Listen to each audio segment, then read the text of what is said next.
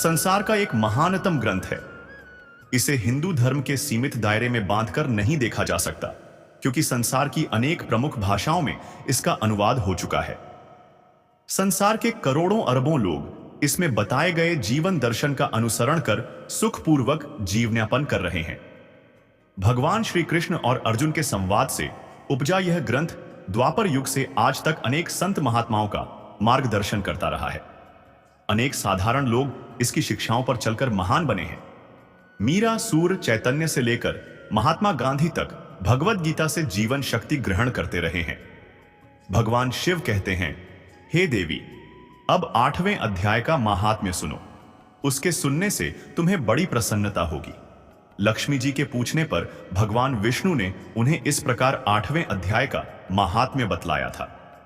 भगवान शिव कहते हैं, हे पार्वती, आज मैं तुम्हें 8वें अध्याय का महात्म्य बतलाता हूं, जिसे सुनकर कानों में अमृत राशि भर जाती है। श्रीमद् भागवत महापुराण के 7वें स्कंद अध्याय का महात्म्य सुनाने जा रहा हूं।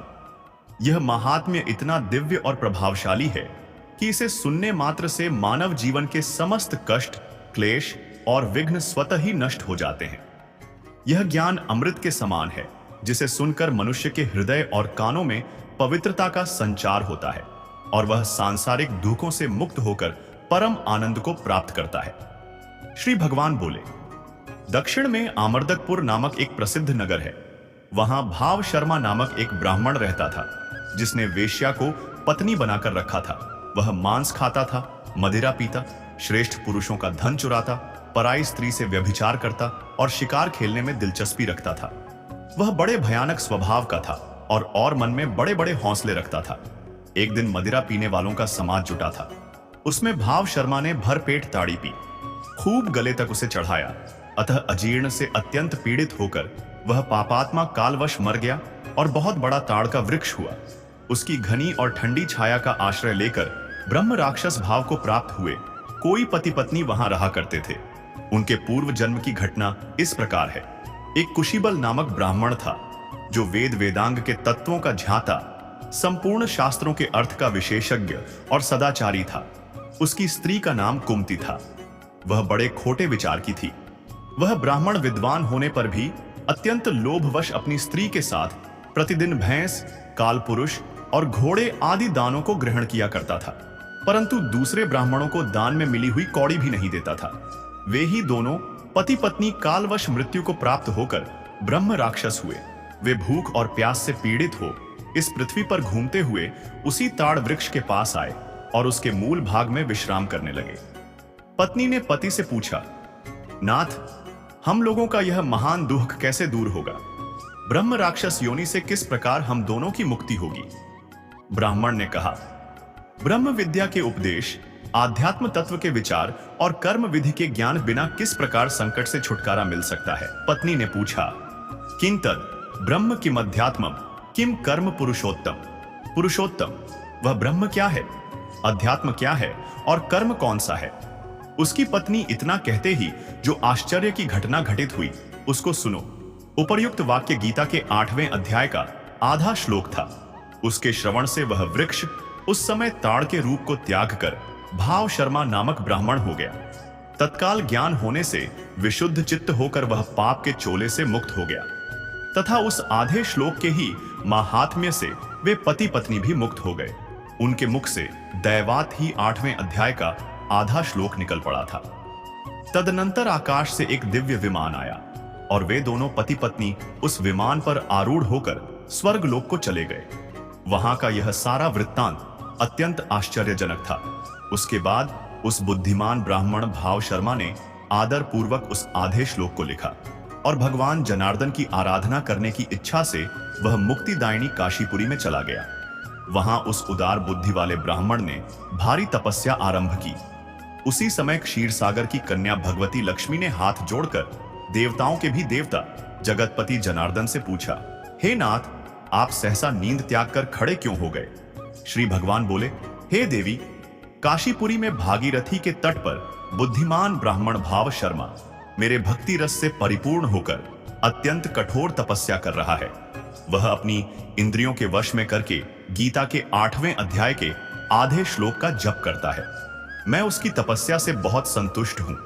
बहुत देर से उसकी तपस्या के अनुरूप फल का विचार कर रहा था। प्रिय, इस समय वह फल देने को मैं उत्कंठित हूं।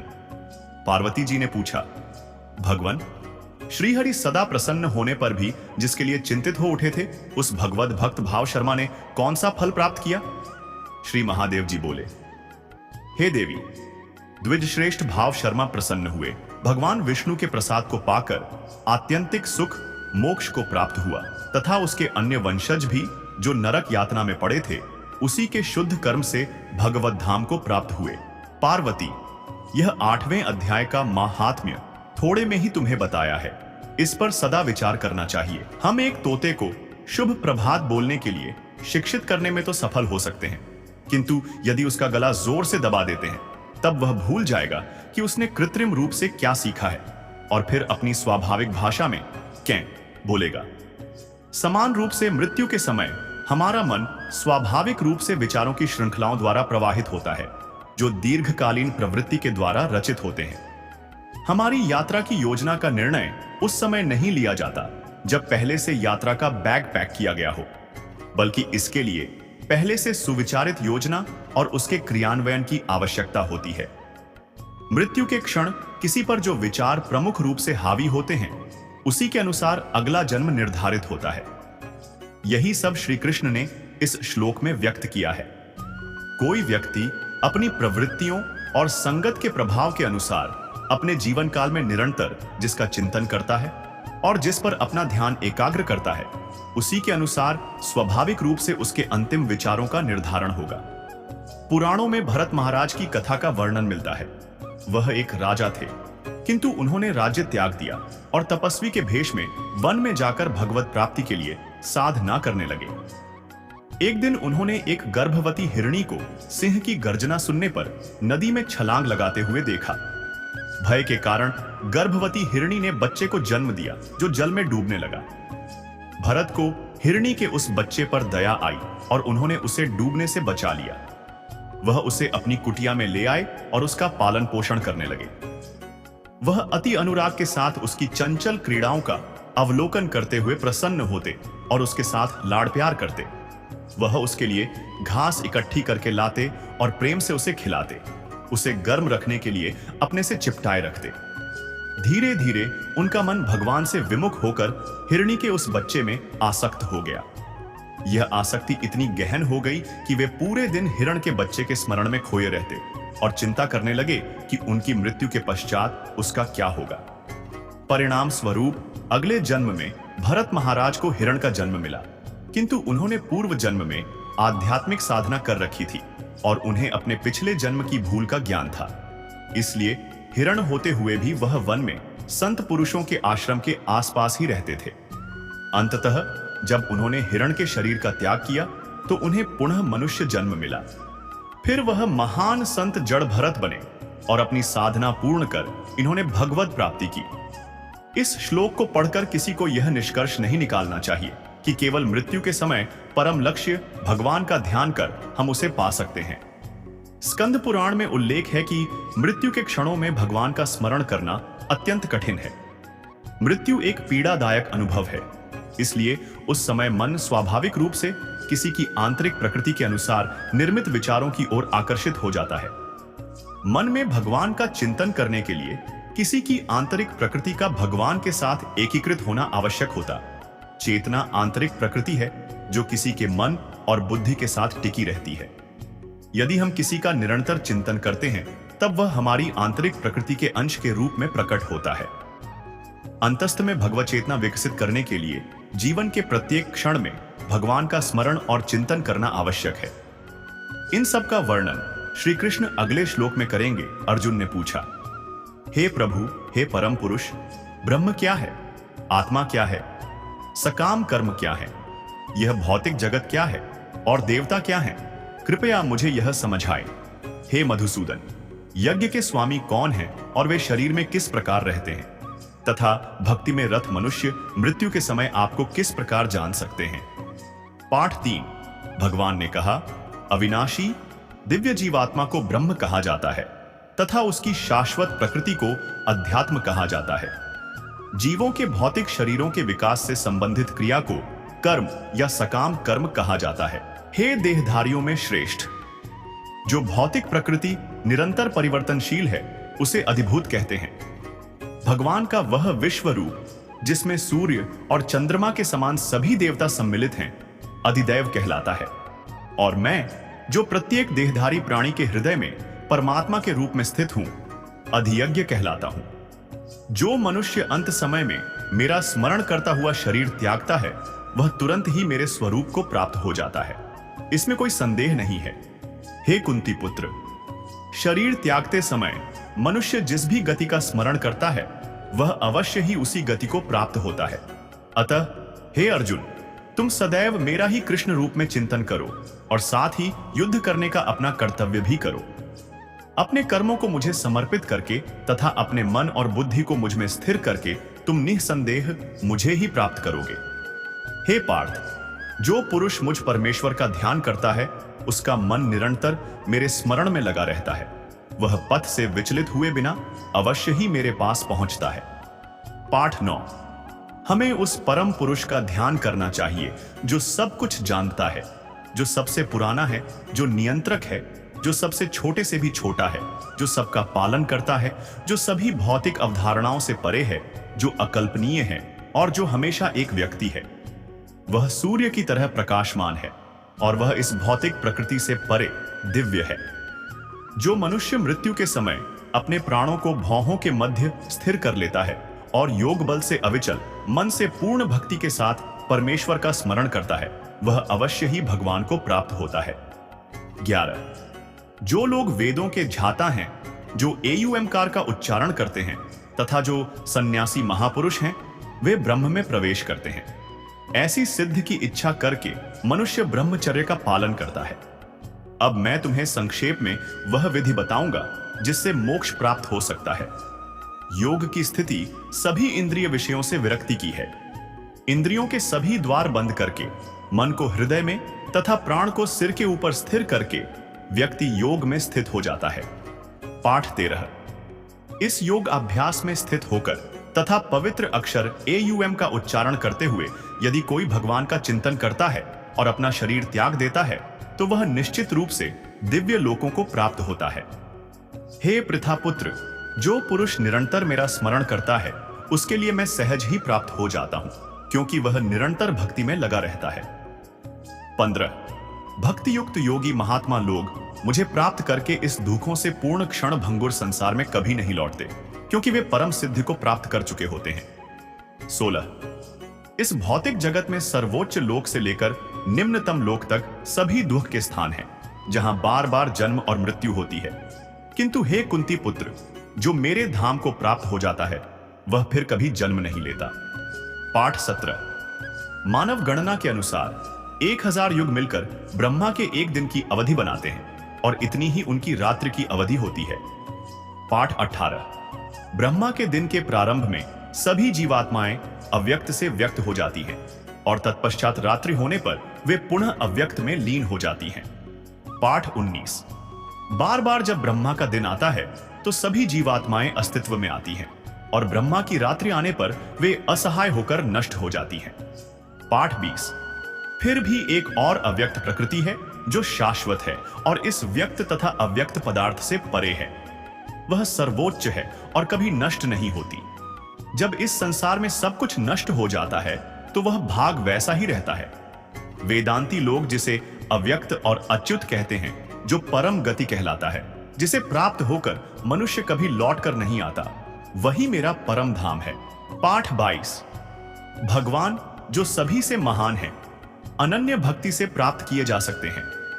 यद्यपि वे अपने धाम में स्थित हैं, फिर भी वे सर्वव्यापी हैं और सब कुछ उनमें स्थित है। हे भरत श्रेष्ठ, अब मैं तुम्हें उन विभिन्न समयों के बारे में बताऊंगा जिन समयों में इस संसार से प्रयाण करने पर योगी लौटकर नहीं आता। जो लोग परब्रह्म को जानते हैं, वे अग्निदेव के प्रभाव में, प्रकाश में, दिन के शुभ मुहूर्त में, शुक्ल पक्ष में अथवा सूर्य के उत्तरायण में रहने के 6 मासों में संसार से विदा होकर उस परब्रह्म को प्राप्त करते हैं। पाठ 25। जो महात्मा धूम्रवर्ण, रात्रि, कृष्ण पक्ष अथवा सूर्य के दक्षिणायन होने के 6 मास में इस लोक से विदा लेता है, वह चंद्रलोक को प्राप्त होकर पुनः वापस आ जाता है। पाठ 26। वैदिक मत के अनुसार इस संसार से जाने के 2 मार्ग हैं, एक प्रकाश में और दूसरा अंधकार में। जब कोई प्रकाश में जाता है तो वह वापस नहीं आता, लेकिन जब कोई अंधकार में जाता है तो वह वापस आ जाता है। हे अर्जुन, यद्यपि भक्तगण इन दोनों मार्गों को जानते हैं, फिर भी वे कभी मोहग्रस्त नहीं होते, इसलिए तुम सदैव भक्ति में स्थिर रहो। जो व्यक्ति भक्ति मार्ग को स्वीकार करता है, वह वेदों के अध्ययन, यज्ञ, तप, दान, दार्शनिक तथा सकाम कर्मों से प्राप्त होने वाले फलों से वंचित नहीं रहता।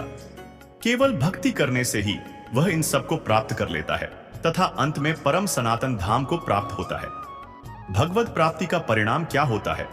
वे सिद्ध पुरुष जो भगवद प्रायण हो जाते हैं, वे जन्म मरण के चक्र से मुक्त हो जाते हैं और भगवान के परम धाम में प्रवेश करते हैं। इसलिए वे दुखों से परिपूर्ण मायाबद्ध संसार में पुनः जन्म नहीं लेते। हम जन्म की कष्टदायी प्रक्रिया को सहन करते हैं और असहाय होकर चिल्लाते हैं। शिशु के रूप में जब हमें किसी वस्तु की आवश्यकता होती है जिसे हम बोलकर व्यक्त नहीं कर सकते, इसलिए उसे पाने के लिए हम रोते हैं। युवावस्था में दैहिक इच्छाओं की पूर्ति के लिए हमें संघर्ष करना पड़ता है, जिससे हमें मानसिक कष्ट झेलने पड़ते हैं।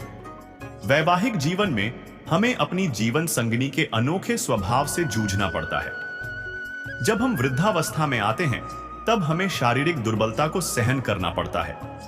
जीवन भर हमें मानसिक और शारीरिक कष्टों का सामना करना पड़ता है। दूसरों के व्यवहार और प्रतिकूल परिस्थितियों से जूझना पड़ता है। अंत में हमें मृत्यु की पीड़ा सहनी पड़ती है। यह सब दुख निरर्थक नहीं है, अपितु इनका उद्देश्य भगवान की सृष्टि संचालन की व्यापक अभिकल्पना पर ध्यान से विचार करना है। ये हमें अनुभव कराते हैं कि भौतिक जगत हमारा स्थायी निवास नहीं है, अपितु हम जैसी उन जीवात्माओं के लिए सुधार गृह है जो भगवान की ओर पीठ किए हुए हैं, अर्थात भगवान से विमुख हैं। यदि हम इस संसार के दुखों को सहन नहीं करते, तब फिर हमारे भीतर भगवान को पाने की इच्छा कभी विकसित नहीं हो पाती। उदाहरणार्थ, यदि हम आग में अपना हाथ डालते हैं, तब इसके 2 परिणाम होंगे। हमारी त्वचा जलने लगती है और हमारी स्नायु कोशिका मस्तिष्क में पीड़ा की अनुभूति उत्पन्न करती है। त्वचा का जलना अप्रिय घटना है, किंतु पीड़ा की अनुभूति अच्छी होती है।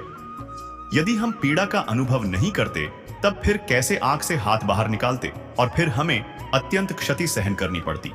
पीड़ा यह संकेत करती है कि कुछ अनुचित है जिसे सुधारना आवश्यक है।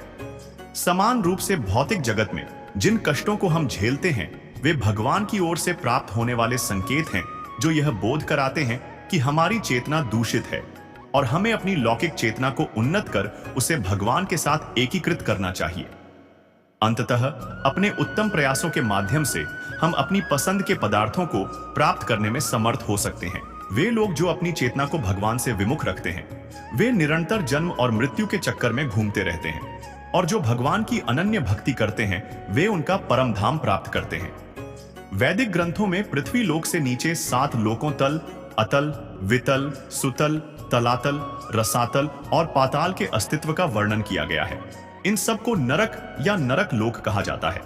पृथ्वी लोक से आरंभ होकर इसके ऊपर 7 लोक भूवाह, स्वाह, महा, जनः, तप और सतयः लोक अस्तित्व में है। इन सब को स्वर्ग या देवलोक भी कहा जाता है। अन्य धार्मिक परंपराओं में भी 7 स्वर्गों का वर्णन मिलता है। यहूदी धर्म के तलमुड ग्रंथ में अराबोथ नाम के उच्च लोक सहित 7 स्वर्गों का उल्लेख किया गया है। सॉलम 67.4। इस्लाम में भी 7 स्वर्ग लोकों का उल्लेख किया गया है, जिसमें 7वां आसमान की गणना सबसे उच्च लोक के रूप में की गई है। सृष्टि में भिन्न भिन्न ग्रह जिनका अस्तित्व है, उन्हें विभिन्न लोक कहा गया है। हमारे भौतिक ब्रह्मांड में 14 लोक हैं। इसमें सबसे उच्चतम ब्रह्मा का लोक है, जिसे ब्रह्मलोक कहा जाता है। इन सभी लोकों में माया का प्रभुत्व रहता है। इन लोकों के निवासी जन्म मृत्यु के चक्र के अधीन होते हैं। श्री कृष्ण ने पिछले श्लोक में इन्हें दुःखालयम और अशाश्वतम, अस्थाई एवं दुखों से भरा कहा है। यहां तक कि स्वर्ग के राजा की भी एक दिन मृत्यु होती है। पुराणों में वर्णन है कि एक बार इंद्र ने देवलोक के वास्तुक विश्वकर्मा को भव्य महल का निर्माण करने का कार्य सौंपा।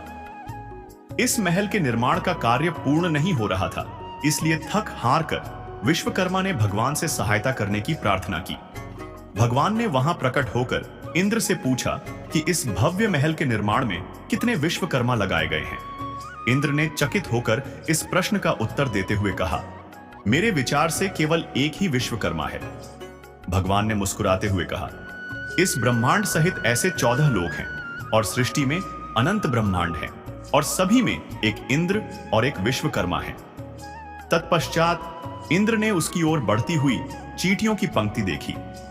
वह आश्चर्यचकित होकर कहने लगा कि इतनी बड़ी संख्या में चींटियां कहां से आई। भगवान ने कहा, मैंने उन सब आत्माओं को बुलाया है जो पूर्व जन्म में इंद्र थी और ये सब अब चींटियों के शरीर में है। इंद्र उनकी विशाल संख्या देखकर चकित हो गया। कुछ समय पश्चात वहां पर लोमेश ऋषि प्रकट हुए। उन्होंने अपने सिर पर चटाई रखी हुई थी और उनके वक्ष स्थल पर बालों का एक चक्र था। उस चक्र से कुछ बाल गिरे हुए थे, जिससे चक्र में कहीं कहीं रिक्त स्थान दिखाई दे रहा था। इंद्र ने ऋषि का स्वागत किया और उनसे विनम्रता पूर्वक पूछा, श्रीमान, आपने सिर पर पूस की चटाई क्यों रखी हुई है और आपके वक्ष पर बालों का चक्र होने का क्या अभिप्राय है? लोमेश ऋषि ने उत्तर देते हुए कहा, मुझे चिरायु का वरदान प्राप्त है। इस ब्रह्मांड में एक इंद्र का कार्यकाल पूरा होने पर एक बाल टूटकर गिर जाता है, जिससे इस चक्र में रिक्त स्थान दिखाई देते हैं। मेरे शिष्य मेरे रहने के लिए घर का निर्माण करना चाहते थे, परंतु मैंने विचार किया कि जीवन अस्थायी है, तब फिर यहां घर क्यों बनाया जाए। मैं फूस की चटाई अपने पास रखता हूं, जो मुझे वर्षा व धूप से बचाती है। रात्रि के समय मैं इसे पृथ्वी पर बिछाकर सो जाता हूं। इंद्र यह सोचकर अचंभित हुआ, इस अर्षि का जीवन काल कई इंद्रों की आयु है और फिर भी यह कह रहा है कि जीवन अस्थायी है, तब फिर मैं ऐसे भव्य महल का निर्माण क्यों कर रहा हूं। उसका घमंड चूर चूर हो गया और उसने विश्वकर्मा को महल बनाने के कार्य से मुक्त कर दिया। इन कथाओं को पढ़ते हुए हमें भगवद गीता के ब्रह्मांडीय विज्ञान की अद्भुत अंतर्दृष्टि युक्त चमत्कार की उपेक्षा नहीं करनी चाहिए।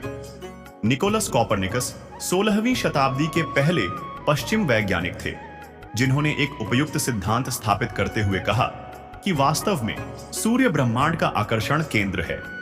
उससे पहले पश्चिम जगत यह विश्वास करता था कि पृथ्वी ब्रह्मांड का आकर्षण केंद्र थी। तत्पश्चात खगोल विज्ञान में हुई प्रगति से ज्ञात हुआ कि सूर्य भी ब्रह्मांड का केंद्र नहीं था, बल्कि एक तारा समूह के भूकंप केंद्र या उपरी केंद्र के चारों ओर के घूर्णन को आकाशगंगा कहा जाता है।